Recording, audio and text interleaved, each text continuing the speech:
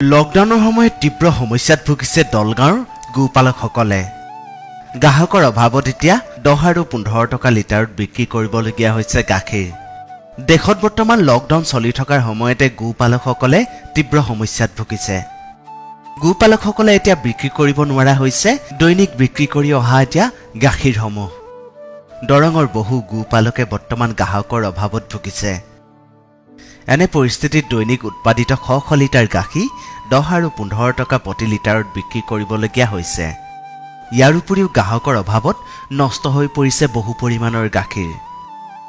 গোপালকসকলে বিভিন্ন স্থানৰ পৰা ঋণ লৈ উন্নত জাতৰ গৰু ক্ৰয় কৰি আৰম্ভ কৰিছিল গাখীৰৰ ব্যৱসায়।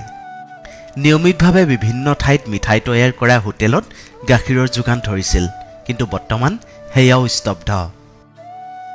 সেয়েহে এতিয়া পানীত হাঁহ নচৰা অৱস্থা হৈছে এইসকল গোপালকৰ। আমাৰ এনেকুৱা সমস্যা হৈছে এতিয়া 120 কেজিমান গাখীৰ হয় আমাৰ ডেইলি। গৰু 20টা গৰু আছে আমাৰ।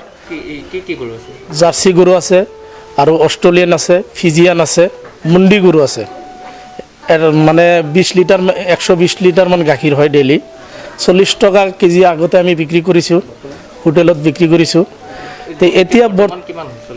এতিয়া বৰ্তমানে আমি গাঁৱত মানে এজন মানুহ আহে, জোৰ জবস্তিকে আমি 10 টকা 15 টকা লৈ মানে সিহঁতক দিওঁ।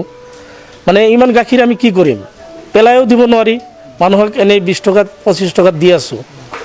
গতিকে আমি এতিয়া বৰ্তমানে আমি দানা দুনা একো কিনিব নোৱাৰোঁ।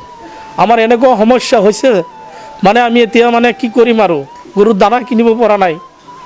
তে যদি আমাক চৰকাৰে অলপ সহায় কৰে তেনেহ'লে আমাৰ বহুত এটা সুবিধা হ'ব। এনে পৰিস্থিতিত এতিয়া বৰ্তমান দৈনিক গাই গৰুক পোহপাল দিয়াটো সমস্যাত ভুগিছে অন্যান্য গোপালকসকলে। দৰঙৰ পৰা ফকৰুল ইছলামৰ ৰিপৰ্ট, NEG নিউজ।